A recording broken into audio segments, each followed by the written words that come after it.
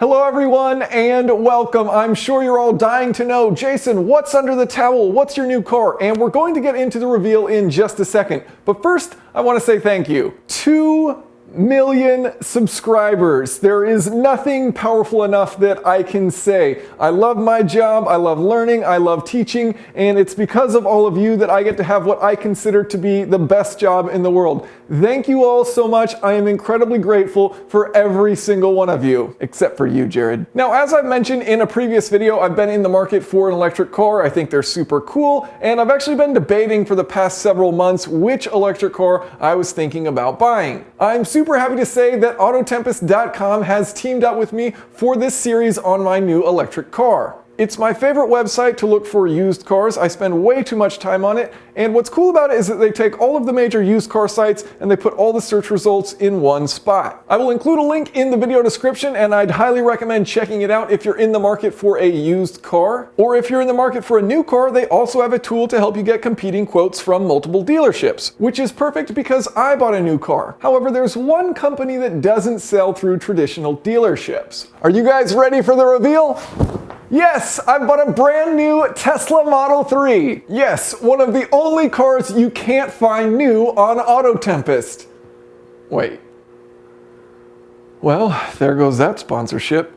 So as far as the spec, this is the mid-range Tesla Model 3. It is rear-wheel drive. Tesla claims on a full charge it will get 260 miles of range and has a 0 to 60 time of 5.6 seconds. Now there are two ways of looking at the Model 3 mid-range. The pessimist will say that it is the lowest range Model 3 and that it is also the slowest Model 3 currently sold, and both of those are true. However, the optimist would say that this is the lightest weight Model 3 currently on sale, and it is the only Model 3 that has rear-wheel drive currently on sale. And to me, I think rear-wheel drive is super cool, and I think losing weight is super cool, which is why I never eat. As much as I love the practical aspects of all-wheel drive, I think rear-wheel drive is more fun, and combined with the lower weight, I'm super excited about the driving dynamics of this car. So let's start with a tour of the exterior of the vehicle, then we'll hop inside, check out the interior, and then we will go for a drive. Now, Tesla calls this color here multi-coat red. It's a very clever name that they came up with because the color is in fact red. Now, the Model 3 comes in 5 different paint colors. Personally, I think red and blue both look awesome. Because I went with the slowest Model 3, I thought I might help myself out a little bit, get some red paint, speed things up. Everyone knows red paint's the fastest. Also, now that I have a red car, I also have a blue Crosstrek and a yellow S2000, so I have all 3 primary colors and my perfect garage is complete. Let's talk about the wheels for a moment. The car comes standard with 18-inch wheels. Now these are the 19-inch upgraded wheels. I chose them not because of the way they look, but rather the tires that you can fit on them. I'm probably one of few people that chooses wheels purely just because of what tires are available for that wheel size, so that's what I did. It comes standard with all-season tires. You guys know how much I obsess over tires. I will certainly be changing these out. And you know, this is actually one of the reasons why I was deterred from buying the BMW i3. The i3s are an awesome deal used. I really think they're awesome vehicles. The disappointment for me is that there's really only 2 tires available. There's like an all-season and a winter tire available for it, and that's because it has a very unique wheel size. And because of that unique wheel size, none of the tire companies make tires for it, and because I love tires so much, I decided to not go with the BMW i3, even though used, they are a crazy good deal. Now, one of the things I really like about the exterior is that the roof is entirely glass. So it's actually 3 sections. There's the front windshield, a center section, and then the rear window. And I guess that's kind of cool, you know, because if you were to get a crack or a scratch on one of these pieces of glass, you don't have to replace the entire roof. You can just replace that individual panel. But also I just think it looks cool. You know, from the interior, it's got a heavy tint to it, so you can't really see through it much from the outside, but from the interior, especially if you're sitting in the back seat and looking out of it, it does look quite cool. Up front, there is a frunk, and frunks are undeniably awesome. Even my friends who don't know what a car is are like, well, wait a minute, there's a trunk, but it's up front? That's awesome. It is awesome. And in fact, you can open it up using a smartphone. So here we go. I'm just going to hit the trunk button there, pop that open, and voila. And now you're thinking, wait a minute, Jason, that space is kind of worthless. What could you possibly fit in there? Well, hold on, check this out. And you could fit 2 of these, the big ones. You also do have a nice large rear trunk. So checking out the trunk, here we have the charging kit, and usually these charging kits annoy me because they're flopping around as you're driving and you need to have it in the car with you if you want to charge. Well, Tesla actually thought about it, so there's a nice textured surface here on the bottom of it, and as you can see, it won't slide around on this surface. Additionally, there's a huge storage area underneath that you can drop that down in. It won't slide around down there, and you still got your full trunk space. Fantastic. Now, as far as charging, check this out. So there's a button on the charger right here. I push that next to the charging port. It opens up, and then just slide that right in, and we start charging. There's additional controls on your phone as well, so you can flash the lights if you would like. You can, oh man, that was loud. You can start it, you can open the front trunk, you can open the rear trunk, and then you can, of course, you can set some valet modes if somebody else is going to drive it. You can also have it preheat in the morning so that it's warm when you get in it. The car has 5.5 inches of ground clearance. It weighs somewhere around 3,700 pounds. I haven't actually seen what Tesla quotes the weight is for the mid-range, but it is going to be lighter than the long range. It has fewer battery cells, and now the long range only comes with all-wheel drive, so it won't have the motor up front like the long range does as well. It's also one of the most aerodynamic vehicles sold today. So you can see the very smooth body shape. It's got the flush door handles, a drag coefficient of just 0.23. All right, let's check out the interior. Now, as far as getting in and out of the vehicle, there's no longer an actual key like you have with traditional cars. There's not an ignition to start up.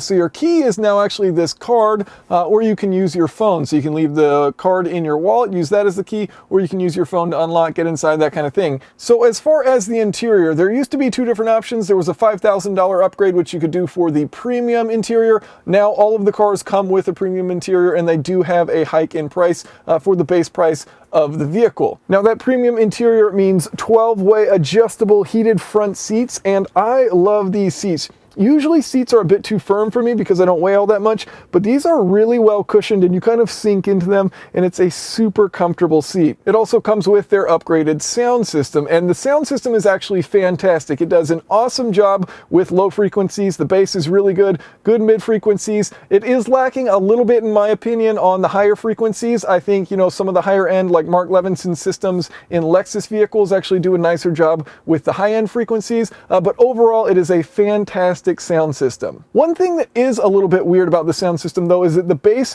seems a lot heavier in the front seats than if you're sitting in the back. So there's a big difference in what the bass sounds like depending on where you're sitting in the vehicle. As I mentioned earlier, you've got the glass roof. I think it looks super cool, especially, you know, sitting in those back seats. You also have auto dimming, heated, and power side mirrors. Now, for adjusting the mirrors and for adjusting the steering wheel, there's really no buttons or controls in here. There's a few. You've got these two stalks right here, and then you've got a few buttons on the steering wheel. Everything else is controlled through this touchscreen, and so you can actually adjust where the steering wheel height is, and you know, whether you want that in or out using these buttons here on the steering wheel, and you use those same buttons to adjust your mirror by selecting that on this touchscreen. Now, you may be disappointed to learn that pretty much all of your functionality, all of your controls are done through this 15-inch touchscreen. But the good news is that it's actually a really good touchscreen. So, you know, it's got a lot of the same functionality like a phone does. It works a lot like a smartphone, unlike a lot of the, you know, the modern infotainment systems in cars now where the touchscreens are not responsive at all. This does a really nice job.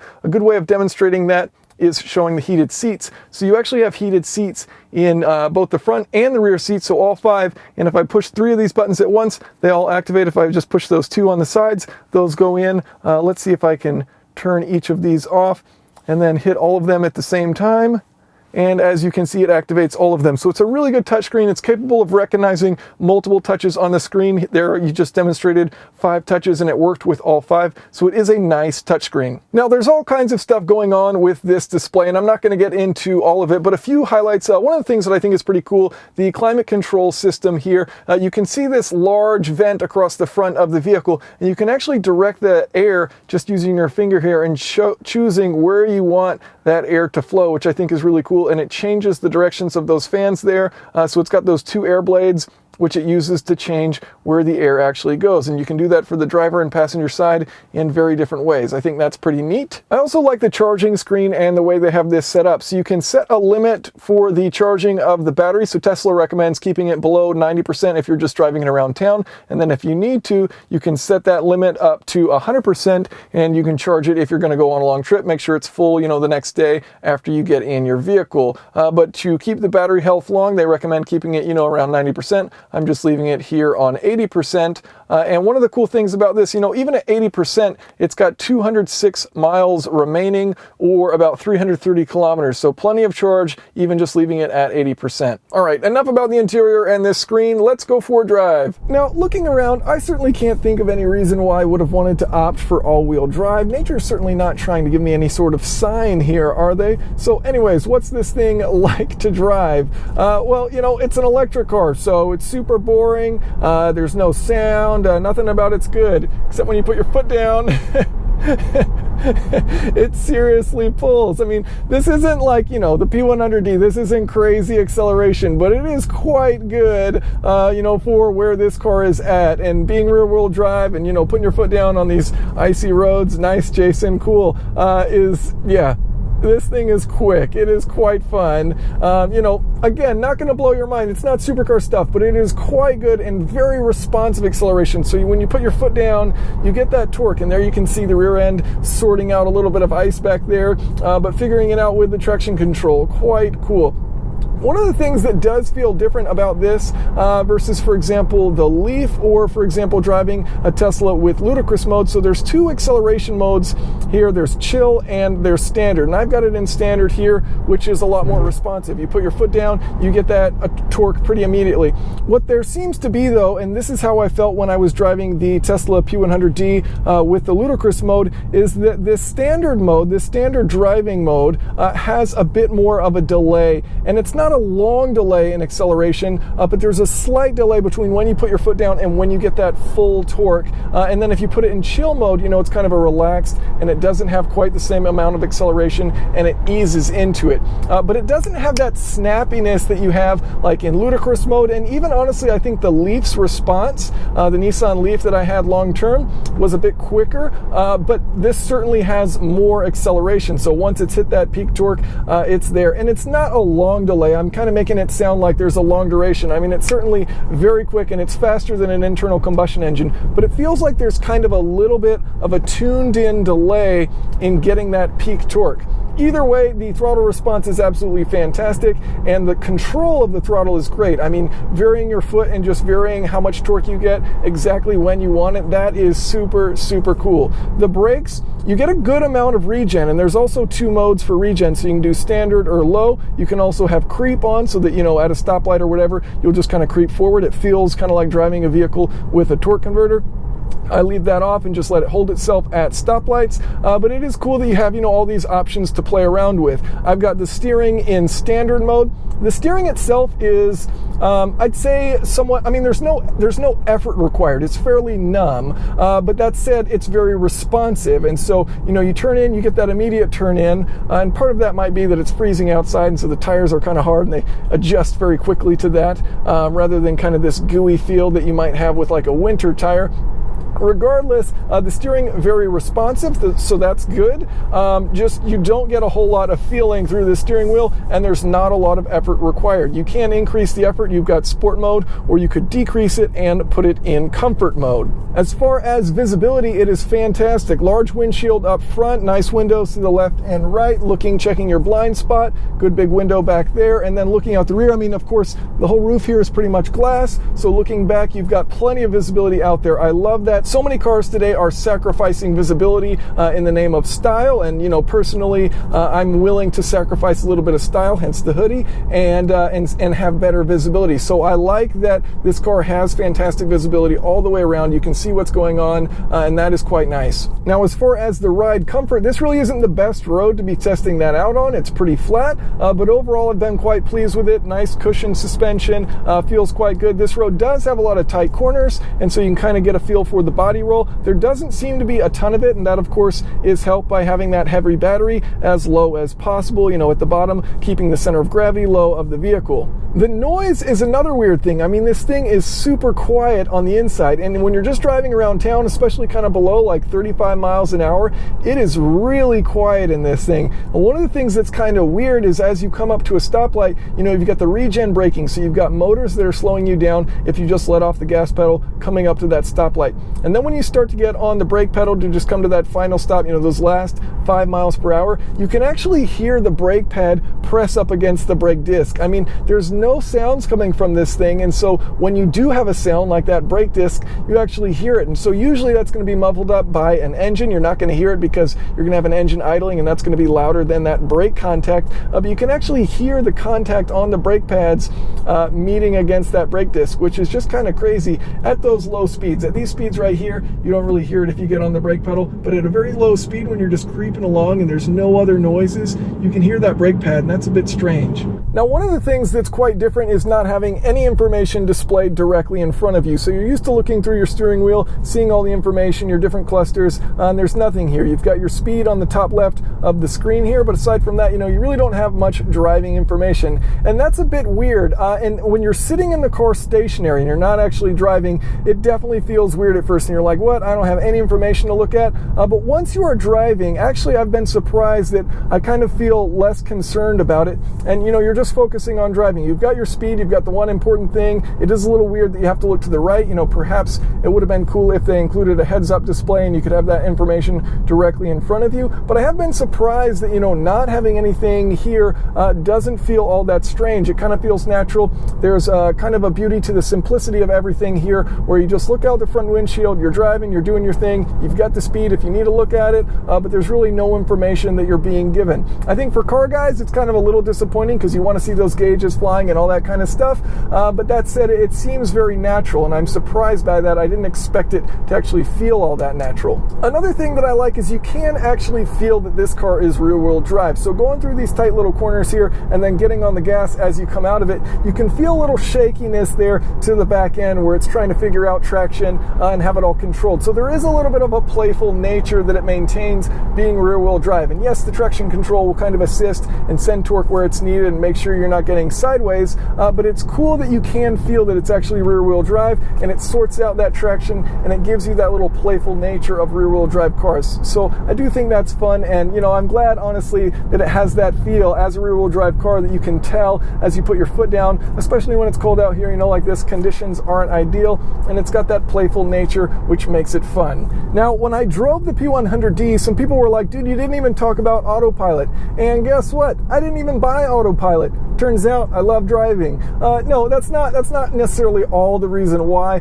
Here's my thoughts on autopilot. You know, until regulations are at the level where it's actually legal to do, and cars are at the level where it's safe to do, and everyone's doing it, and that's the norm, cool, I think that's great. Perhaps I will, you know, enter into it then and, you know, pay for the fee to get the upgraded software. The car comes with all the hardware for autopilot. You pay a $5,000 fee to kind of activate it. And to me, you know, at this time, it's just not that worth it. I can change lanes on a highway just fine. I don't mind. It comes with regular cruise control, so I don't mind that. I enjoy driving, especially around the city. You know, I don't mind doing all the driving myself. If it comes to the time where, you know, I can get in my garage, say go here, and I don't have to do a thing, and that is the norm, then sure, I'm all about it. And, you know, if regulations allow for it, then I think that's kind of cool, and perhaps I might opt in then. But until then, I enjoy driving. I don't mind doing it myself, and it's got regular cruise control, so, you know, as far as highway driving, not too big of a deal to me personally. Now, you know, perhaps if you live in an area that just has a ton of traffic and you don't want to sit there and deal with, you know, stop and go, stop and go, stop and go, you can let the car do it for you. I do think that is cool. So don't get me wrong, I think it actually is a pretty neat feature. Just personally, I'm not all that interested in it.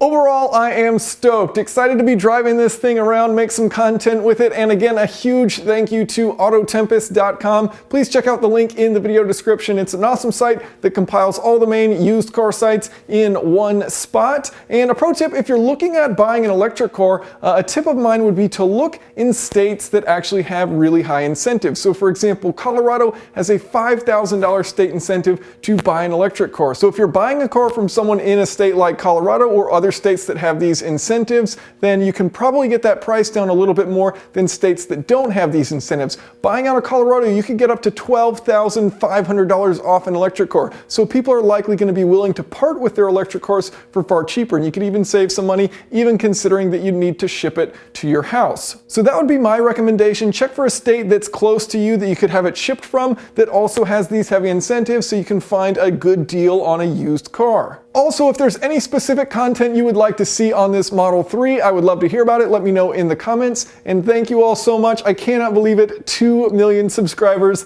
That is just awesome. Thank you, thank you, thank you. Have a great day. Thanks for watching.